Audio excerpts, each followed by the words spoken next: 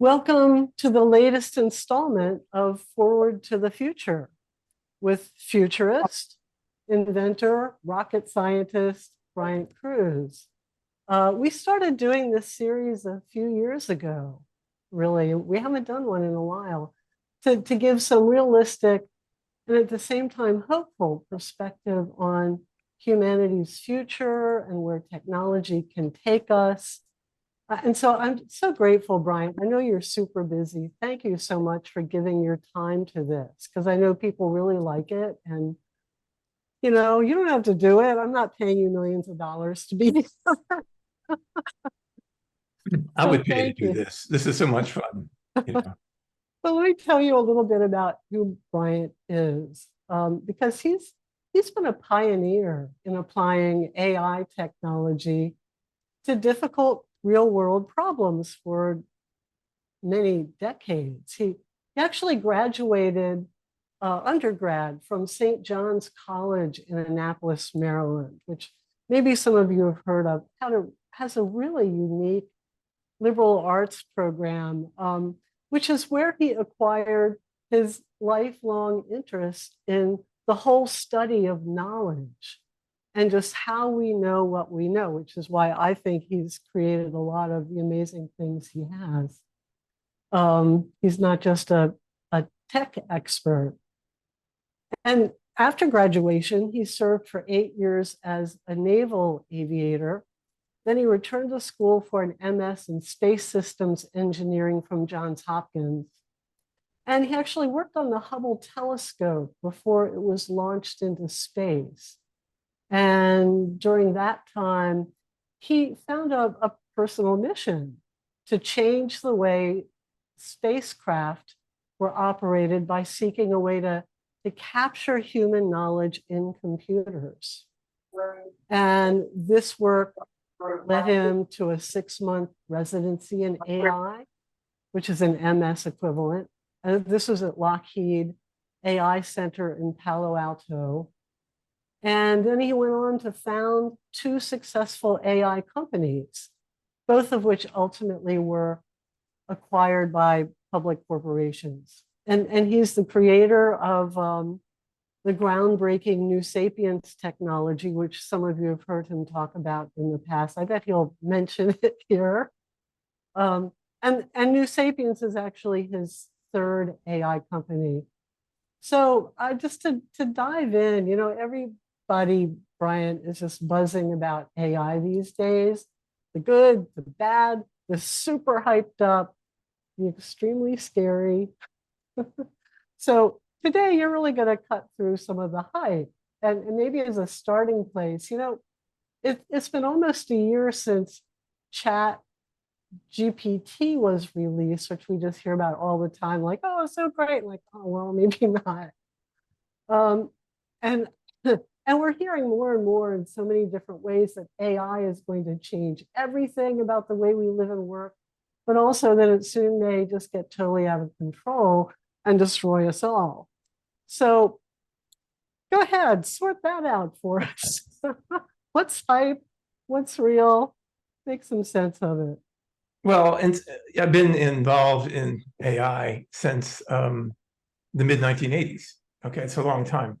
And what the technology has changed again gone through several waves.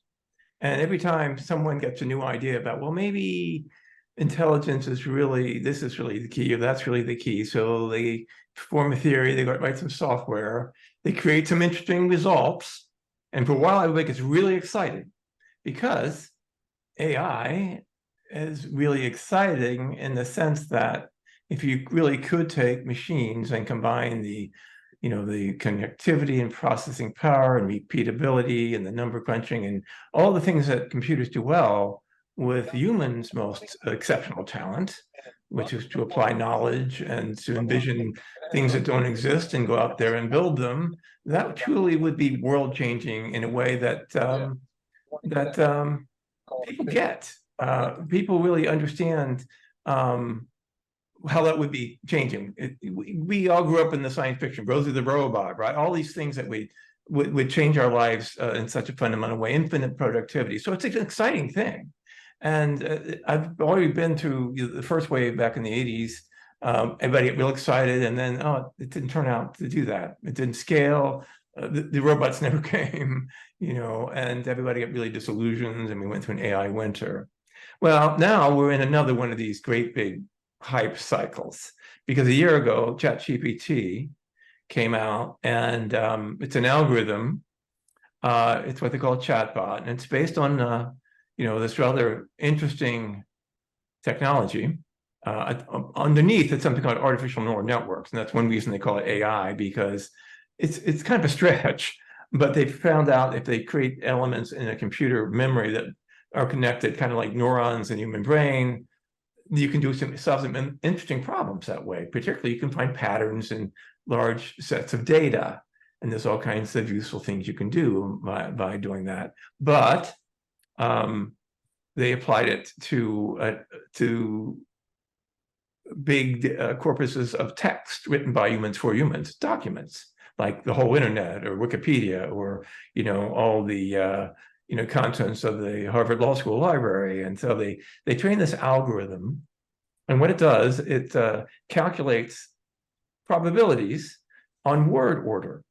So it's word sequencing order. So it calculates, given a word, based on all the times that word was found in all of those documents, what were the words most likely preceded, what word most likely preceded it, what word most likely came after it. And from that, they built on more and more this huge web of probability. So now you can give it what they call a prompt and say, write me a paper or something that sounds like a scientific paper on the melting of ice fields in Norway, and it will find it's already got statistics on everything that anybody ever said about melting glaciers in Norway. So it spits out all this really plausible text that looks and reads exactly like some experts about glaciers melting in Norway are pontificating all about that subject. Amazing. The thing is, it doesn't understand a word. It doesn't understand a single word of what it put out there. So it's just statistical probabilities. And so in many cases, the statistical probability causes it to put together words that are complete and total falsehoods. But it sounds right. But people are so taken in by this illusion that they're absolutely sure that it's intelligent, because the only time they ever read words before were written by human beings. And when human beings use language, they're communicating ideas, which means they have ideas, and they have a mind, and they have knowledge, and they have comprehension of the world. And so many people are completely taken in by this. But it's all an illusion. It's not real. It's not intelligent at all. In fact, you can give it a test and it'll pass the test. You can give it an IQ test and it'll pass the test, because it's read lots of IQ tests and it has a good sense of what the answers would be. It kind of all goes back, if you remember, back in about 2015, IBM wrote a program called Watson, and it beat Ken Jennings, the world champion Jeopardy player, on the game of Jeopardy. And it did that in the same way. Just it was trained on every Jeopardy game ever done. And so what are the likely probabilities of this being the answer? It doesn't understand the question, doesn't understand the answers, still passes the test. So a lot of people are really, really excited. And so once again, everybody says, well, if we got this far, then the next big thing, the real AI, the ones that really do understand this, that really can think, that really want, the ones that we can put in robots and have them, cook our meals and cut our grass and replace us on the factory floor, and even the white collar jobs, is right around the corner. So that would be huge productivity. It would be game changing. It would change the world. But here's the rub. These neural networks are what they call stochastic programmers. People don't really understand why they work or how they work. And so it's kind of easy to imagine that something spontaneously has happened to these algorithms or happened to these things, that maybe they really are somehow evolving on their own. It's an old theme in science fiction. The idea that if you put a big enough computer and you put enough into it and had enough processing elements, it would kind of spontaneously become intelligent, become conscious. And even people in the field who write some of these algorithms who ought to know better are saying, well, maybe it is becoming a little bit conscious. Maybe it is evolving on its own. Maybe in 5 years or 10 years, it'll be something that's superhuman. Because they're already making the mistake, and this is really wide. They make a mistake that if somebody does better than the average human on a law board exam, it must be smarter than the average human. But these chatbots can take tests, but they don't understand what they're saying. So it's a fallacy. It's an illusion. I've made the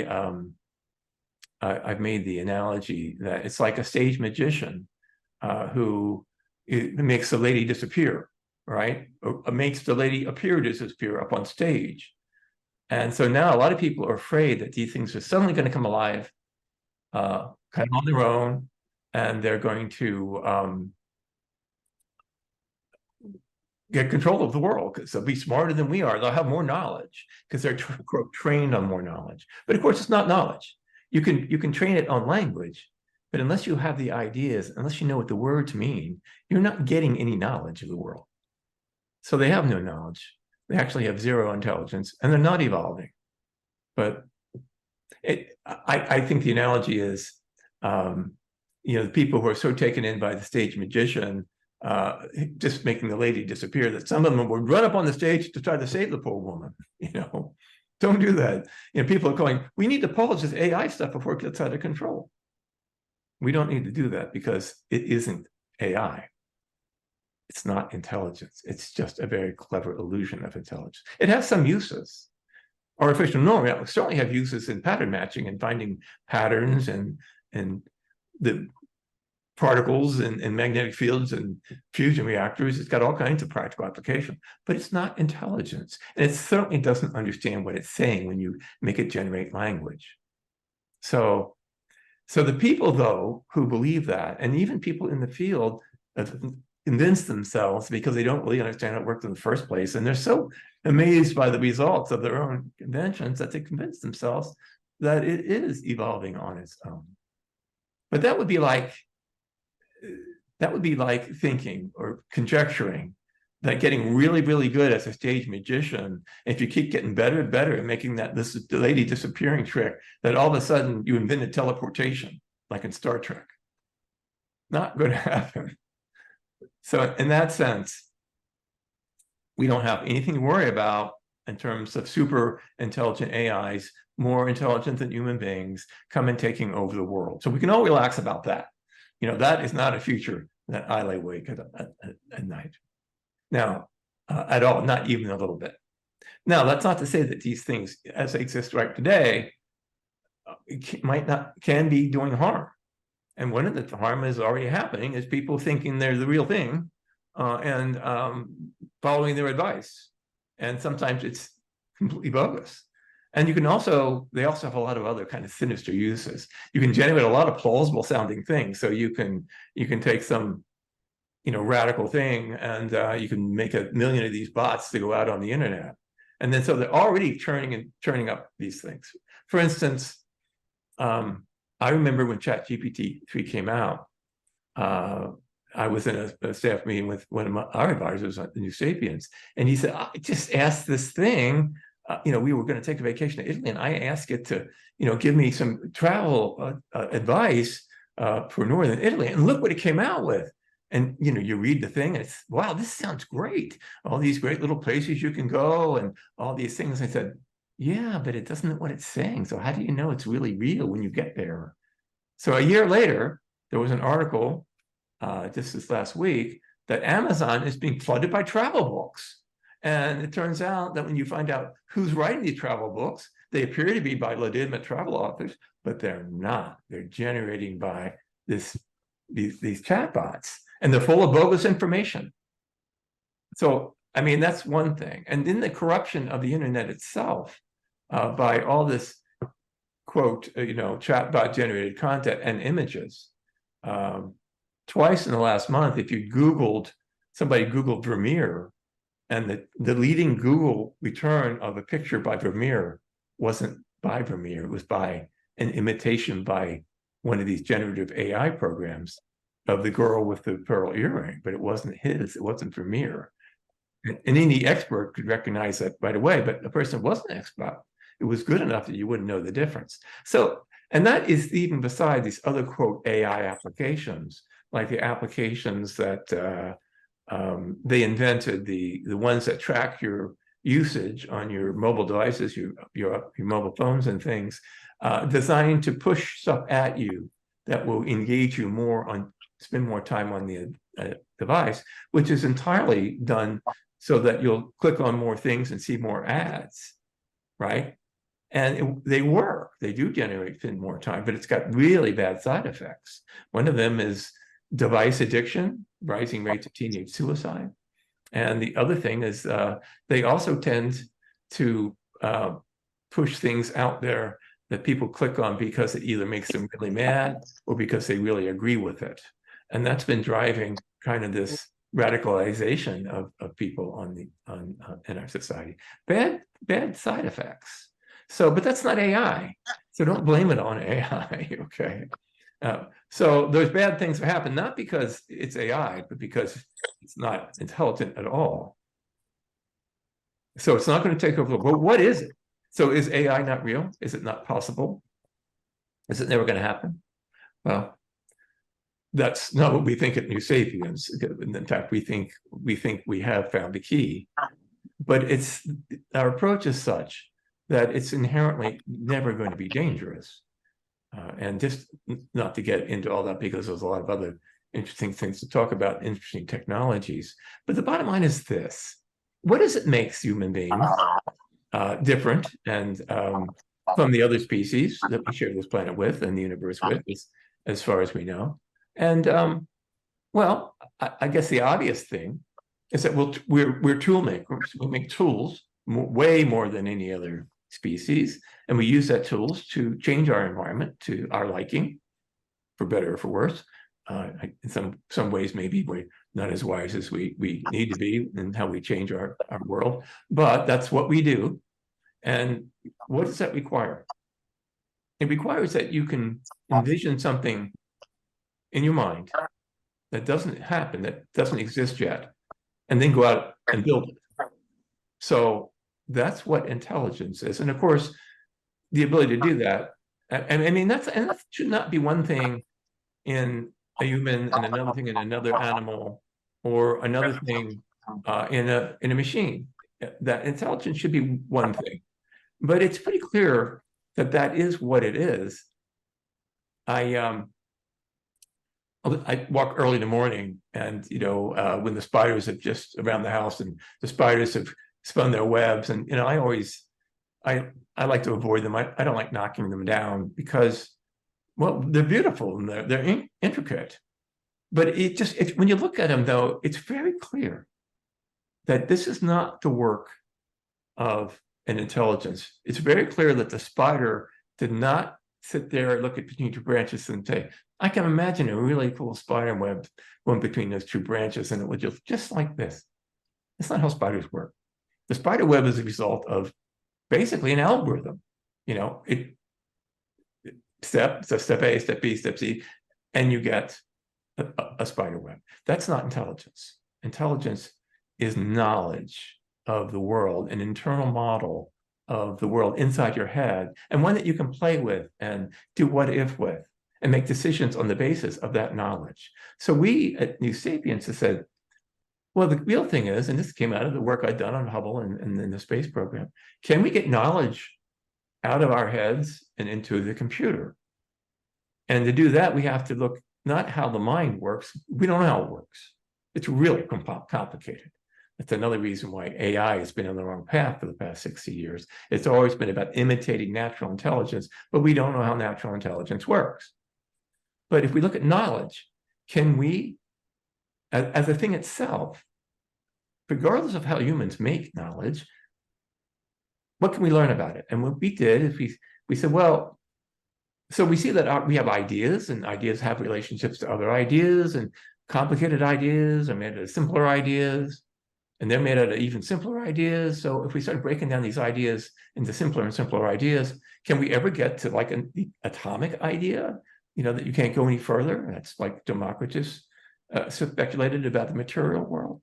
And that's what we did. And we found that there were core fundamental concepts, and they could be classified because some can connect to others and some can't. So it's kind of like the pieces of a jigsaw puzzle. They only will fit together in a certain way to make a picture. So, Bryant, let me just interrupt for a minute because I really love the analogy I've heard you use that you created, or I don't think you created it. I think you recognized something akin to a periodic table of knowledge. So there were then all these little components, and not a lot of them, that could come together in, like an infinite number of ways. And that became intelligence, rather than for every little bit of information you wanted, the AI to have, you had to program in another algorithm, and it got bigger and bigger and bigger. New Sapiens technology is just really kind of small that way. It very, right? It very. I mean, in terms of the different shapes of the pieces, there's like 10 different ones. And these are exactly like the columns. How many columns are in the periodic table? I don't know, around 10. I don't have it offhand. And then we actually have 3 or actually 4 different kind of dimensionalities. So our table is not 2-dimensional, it's more like 3-dimensional. But we take every idea, and starting with the building block ones, and they are really the key ones, because there's not that many of them. I mean, they're like the material elements. There's like just over 100 material elements. We have maybe 150, 200 of these ideas, which we see. These are indivisible core ideas, that all of our knowledge is made out of these core ideas. And they will only fit together in certain ways, like material elements. But then as we take and we start building them, say, into molecules, which are concepts, like the idea of a cat, it's got a lot of pieces and parts and components and properties and all those. We put all those together. And then the cats can only relate to other things in the world in certain ways. So every concept, whether it's a thing or a property of something or an experience, are classified these multiple ways. And so in this classification scheme, we make a distinction, for instance, between the kind of things that we interact with to give us a perception or a sensation. We can distinguish between the perception of what is the perception of self and the sensation that we feel when we have it. We can then distinguish that between how those things that we perceive in the world make us feel internally or emotionally, how we react to them emotionally, our affect or our subjective things. We can make a distinction between an idea, whether it's a result of objective analysis or whether it's a personal opinion or subjective. So all those ideas are classified in all that way. And again, I just want to stop you a minute, because that, I think, is so significant. It's what makes the difference between, even though you can teach the sapiens things, you can't teach it bias. Like if you told a sapiens, everyone who doesn't vote like me is a jerk. Or more to the point, it wouldn't learn that everyone who doesn't vote like you is a jerk. It would learn and repeat back to you, you think that everyone who doesn't vote like you is a jerk. Because the idea of jerk is classified as a subjective assessment. Okay. The example I like to use, I say ChatGPT is a mindless stochastic algorithm. I say that to one of our sapiens, one of our AIs, our SIs, actually we call them synthetic intelligence. And I'll say, what is ChatGPT? And it will say, it's a stochastic algorithm. You think they're mindless, because mindless has a pejorative subjective assessment. That's part of how it's classified. So it can sort all that stuff out. So you can't say biased things about it. It doesn't add up for it. It doesn't compute. So it's very resistant to that kind of bias that is inherent in these chatbots like ChatGPT. They have to reflect the bias in the data set because that's their baseline. And there's always bias in the data sets because the data sets were just people talking about people and people, and whether it's bias, whether you agree with it or not agree with it, but there's a ton of subjectivity, which is not objective knowledge. So it's a whole different, it's entirely different. So as we deploy these things, we do, but there's no limit to how much knowledge we can put in them. There's no limit to how much computing power we can put behind them. So the knowledge, the idea that we can build these entities that will be very intellectually capable, but designed simply to make our lives better and to liberate us from jobs that are tedious or dirty or dangerous or dehumanizing. You know, technology can be very dehumanizing. And, you know, we're talking here in general about technology of the future, but in the context of technology. I mean, from the very beginning, even while technology liberated us on one hand, you know, a lot of people paid the price for that, you know, who had to become more like machines themselves to work with and operate the machines that were otherwise creating things that were creating more prosperity. So there's always been that tension between technology and the more powerful the technology, the greater the duality and the greater good and the greater harm that people could put it to. This is the first technology, you know, by the very nature of it, because it is based on human knowledge. And we can curate the very best knowledge from the best sources and the most respected and revered minds of civilization, and we can curate their knowledge and we can endow our sapient helpers with that knowledge. It's the first technology that's really, you know, kind of biased to do good instead of harm. It's very hard to make it. It's going to be hard to misuse it. What is making it hard to misuse? Because I'm hearing you say that that you can put the best knowledge into it, but doesn't that mean you can put the worst knowledge into it too? What keeps it from being Why would we do that? So why would you do that? Well, is there any bias there? Like you would be the ones to choose what is the highest knowledge. Well, you know, our approach to that is very much an objective approach in that we see the world as a model, and we see models as things that work well. They're basically ideas about the world that you put together in accordance with the scientific method. People tend to, because they work well, okay? And we also recognize that people have different worldviews. And so you have to capture that as well. So the sapiens doesn't really have opinions about things, okay? It just has knowledge about what people think about stuff, okay? And so, you know, just like it knows that, oh, you don't like, you know, you may be prejudiced against, you know, people with red hair because you told it that you think they are creepy, or you don't like clowns. Okay, you know, Lynn doesn't like clowns. She thinks they're creepy. Fine. Okay, whatever else you think, it understands that you think it, you feel that way, you think that way. So the only where truth really has a problem, it comes down to, is whether something's actionable.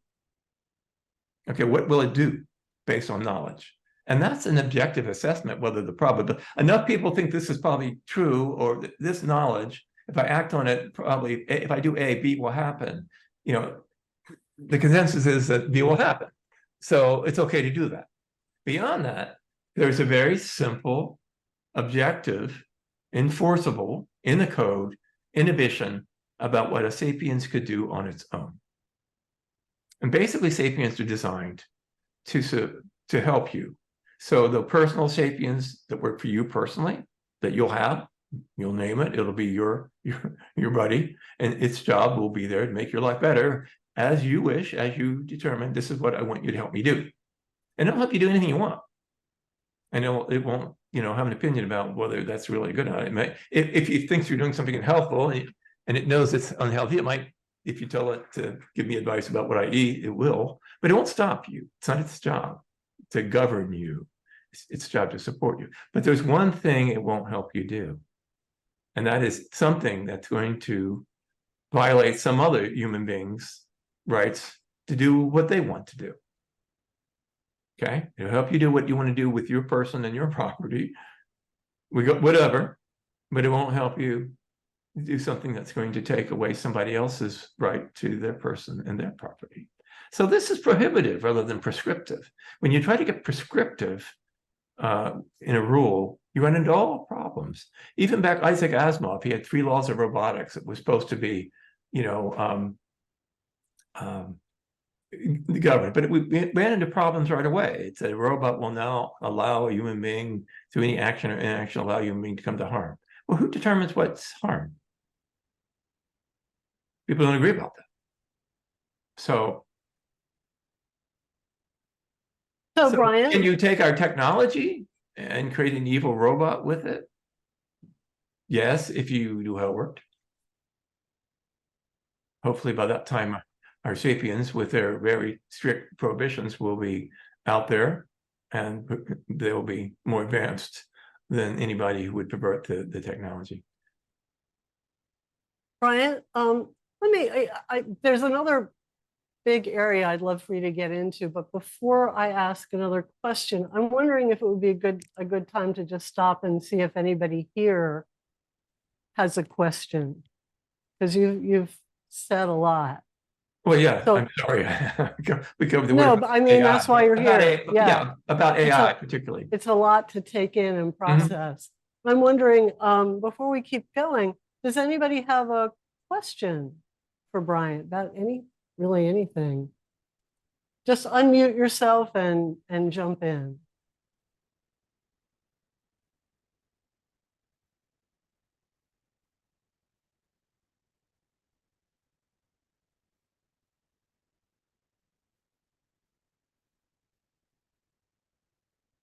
Hello.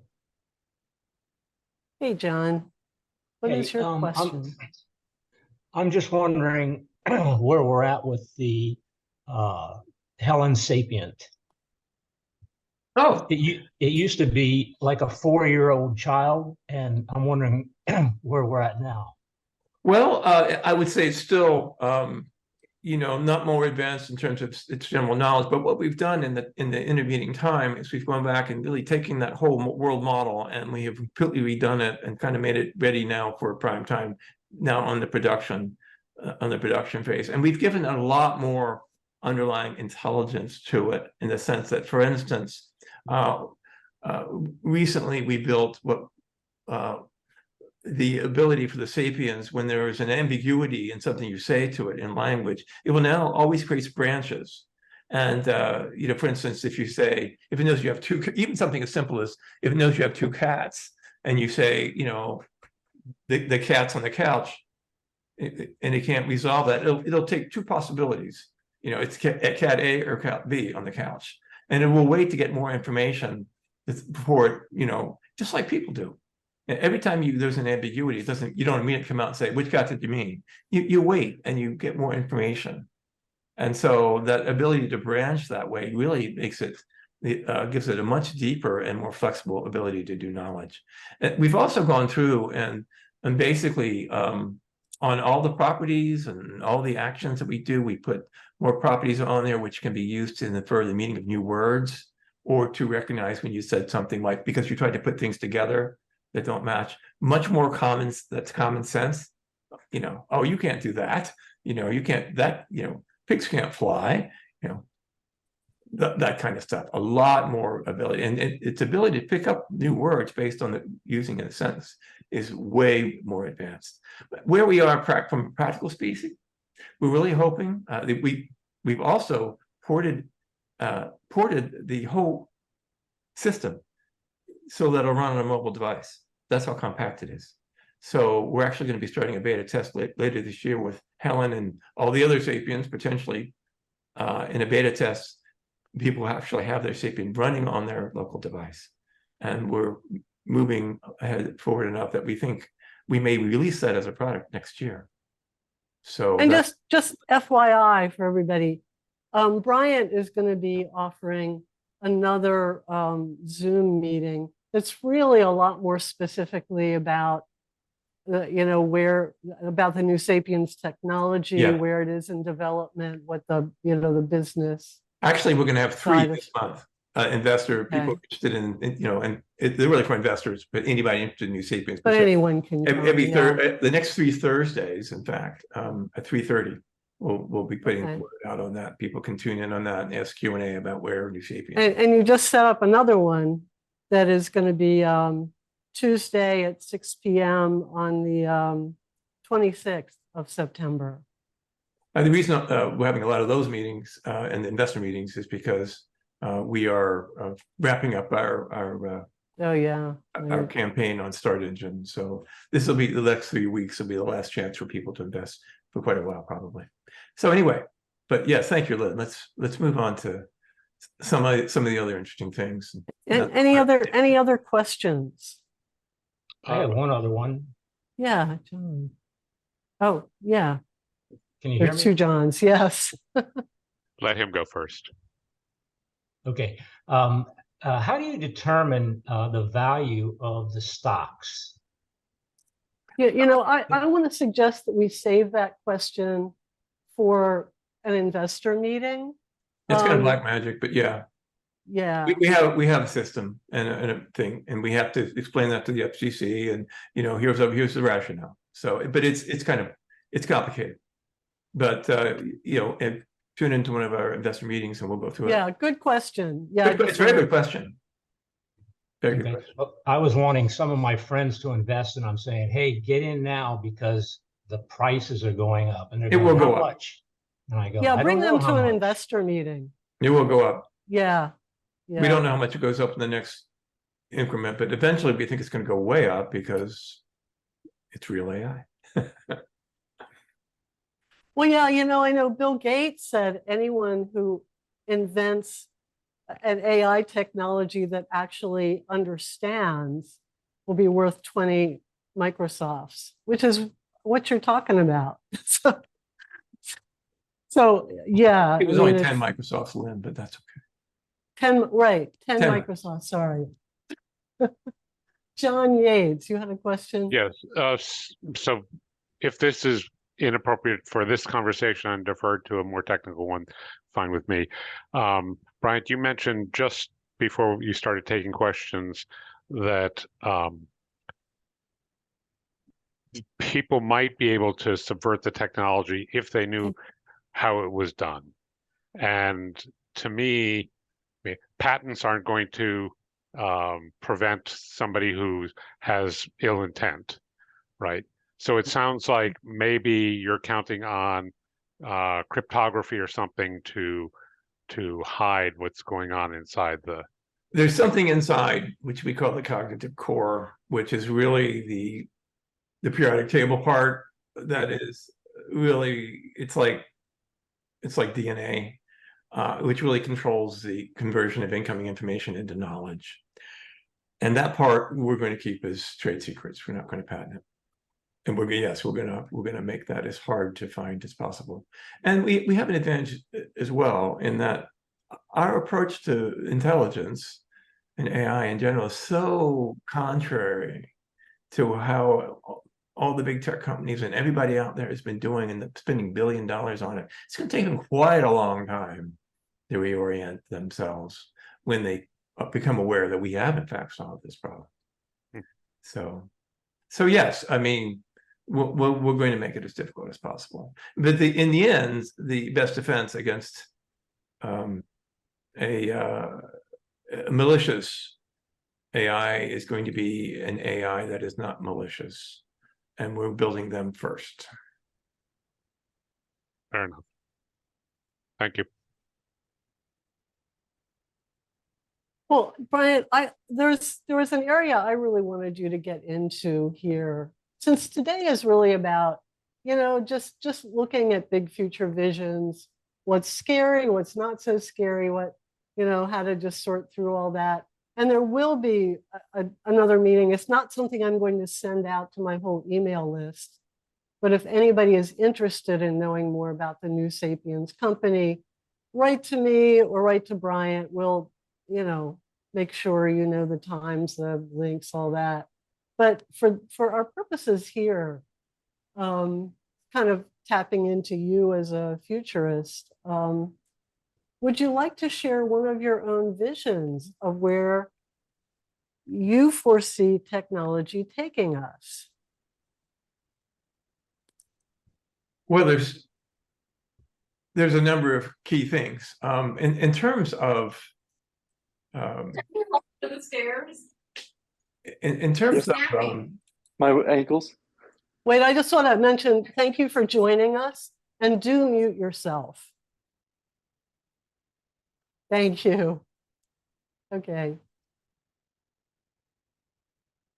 Bryant. well, there's a number of technologies out there that could be truly transformative in terms of the way human beings live.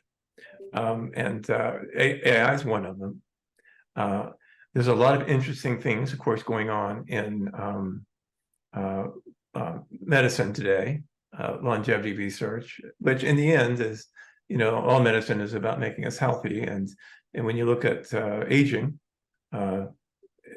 whether it's a disease process or whatever, a lot of people think that treating it as a preventable process, very seriously. There's a lot of money in research going into that. And, it raises a lot of interesting questions, just like AI raises a lot of questions. I always think the cool thing about AI was if you can get a machine to do anything you want for you, what you have it to do for you, and what do you do for yourself, you're going to have to ask yourself, what's the meaning of your life, which is really cool. But the other thing about if you lived an unlimited lifespan, and they're talking about, not a little light, but you don't age anymore. What would it be like if you didn't age at all? And that even if you could turn the clock back to, some of the researchers are saying there's a built-in model, a built-in record of you, as the young adult is in there that could be rebooted. So a lot of people feel, oh, I don't know. But if you didn't die of a disease and you didn't age, how long would you live? Now, one researcher said, well, you live 10,000 years. Most people I say, live. Why would you want to do that? But here's the thing from my perspective. If you keep learning for your life, if you keep studying, and if you keep active, even if your body holds on, and by the way, if you wouldn't want to keep you young, keep starting companies. That keeps you young, but it also wears you out. But so double-edged sword. But I think there really is a case of too soon old, too late wise. I think that in one lifetime, a normal human lifetime, we only barely tap the potential of what it means to live a full human life and the experience of it, and to put the pieces of that big jigsaw puzzle, which is your understanding of the world, to put that together. And I do think that it's not a tragedy that we are mortal and everything ends, but I think we all die too young. So I would think that would be game changing to see how much wisdom, knowledge, understanding, depth that each human being could have if we weren't scurrying around trying to get it all done, before we start dying. So I think that would be game changing. Now, one thing that people legitimately say, well, where are you going to put all these people? Right? Well, that brings us to another game changing technology. And that's one that is very near and dear to my heart, which is space technology. People say, oh, you inventors are real passionate about your stuff and you're passionate about AI. Well, I was always really passionate about space. And I got into AI because I wanted to make space, make progress there. But so we have a lot going on in space and right now, and it's pretty exciting. On one hand, you might say, well, it looks like it's become a billionaire's playground. Is that a good thing? I'm not going to go there, but the important thing is it's moving again. And what's going on today with, say, particularly with SpaceX and that giant rocket they're building in Texas, it's like it's the equivalent in the 19th century of building a railroad from the East Coast to the West Coast. Okay, and that was huge for this country. I mean, it used to take a year. You get on the boat in Boston and you drive in San Francisco about a year later of going around Cape Horn if you made it. And of course, you can imagine why things are so expensive. Well, if you can build that railroad into orbit, from there, you've got the whole solar system. And the solar system is just full of resources and energy and metals and all the elements in great abundance, waiting for you. So the idea that we could actually colonize the worlds, build our own worlds in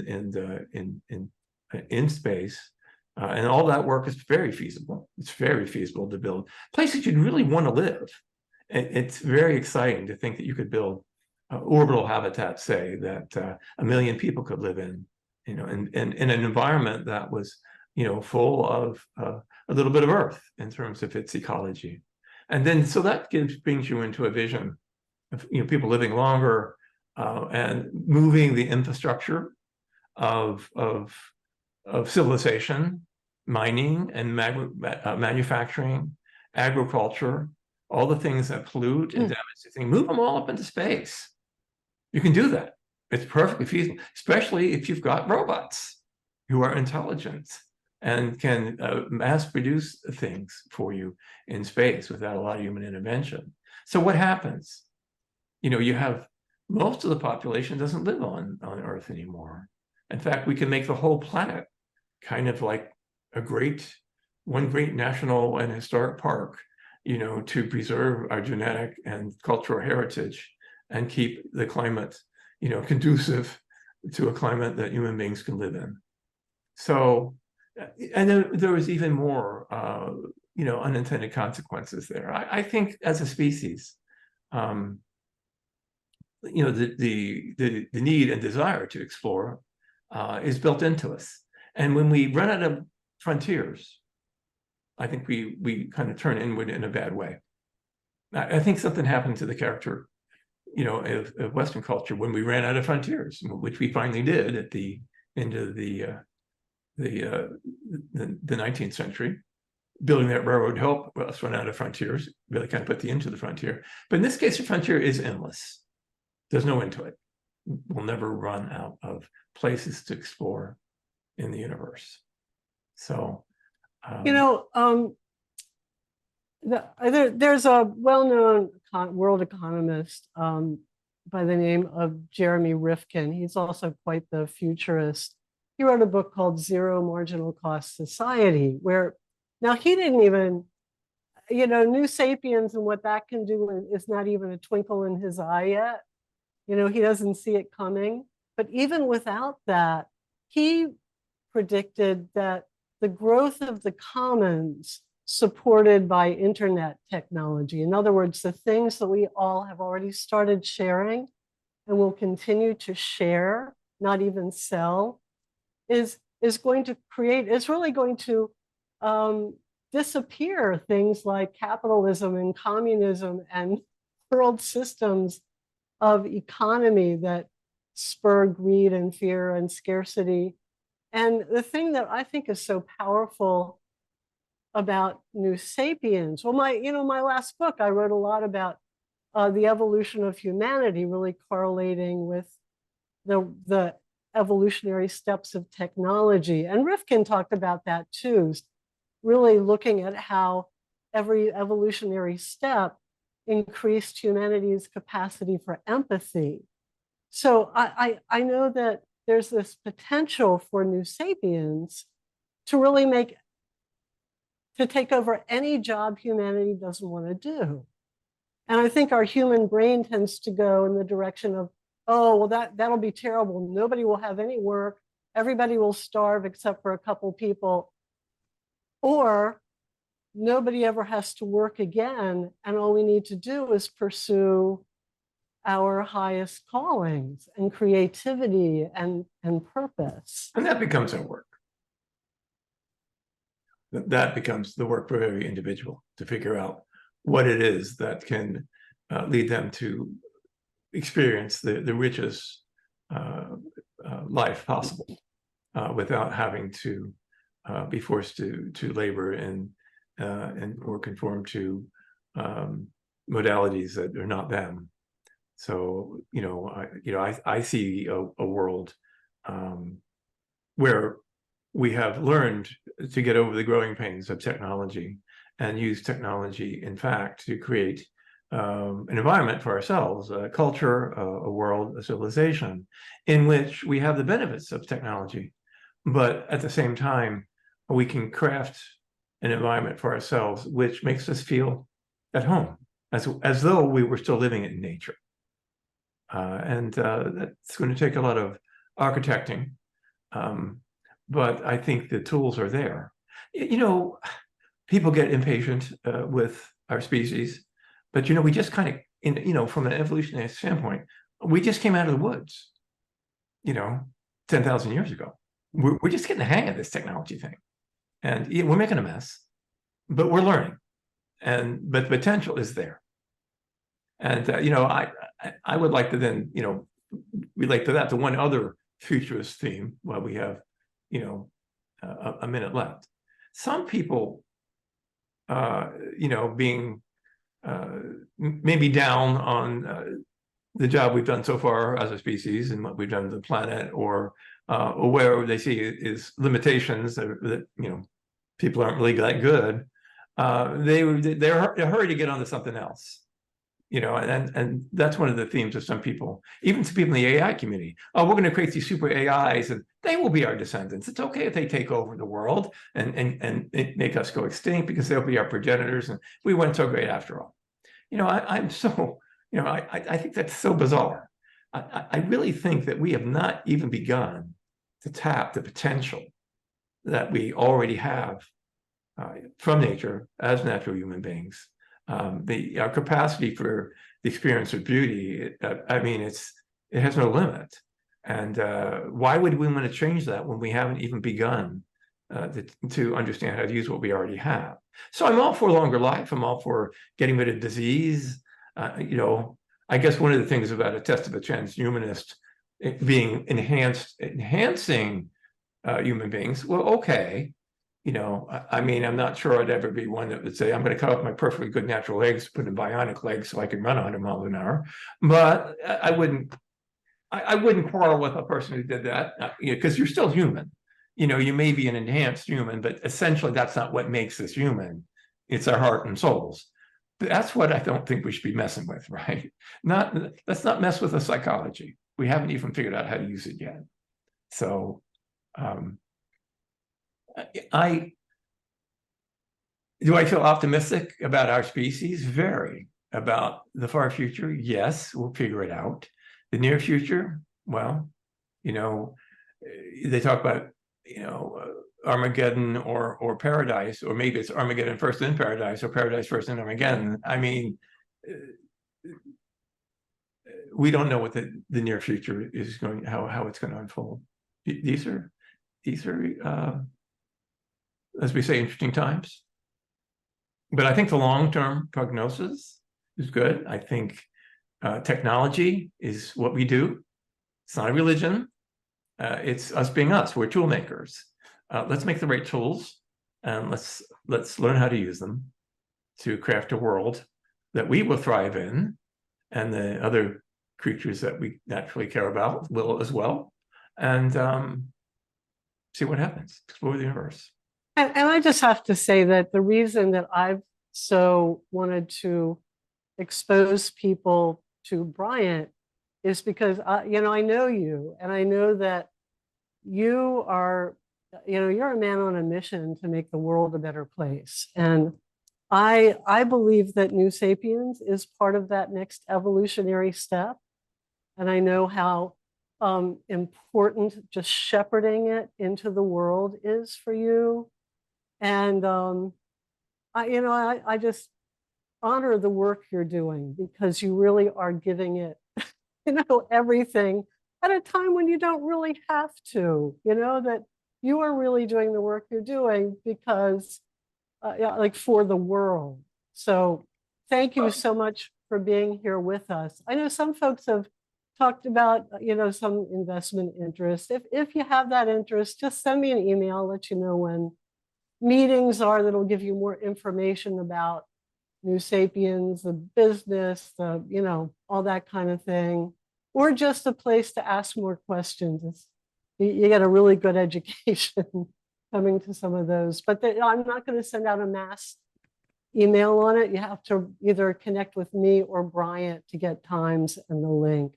But they're pretty open. You can invite people, you know, it's Oh, sure. just let us know. Sure. So So, Bryant, I just want to thank you so much. It was an honor and interesting as always, and maybe we'll do it again thank you. sometime. Well, I love talking about the future, and I love these sessions. And thank you all for joining us. Appreciate it very much. My pleasure. And thank you, Lynn. Thank you all for coming. Bye, everybody. Oh, and do send me the recording. I'll send it out to everybody. Will do. Bye-bye. Bye-bye.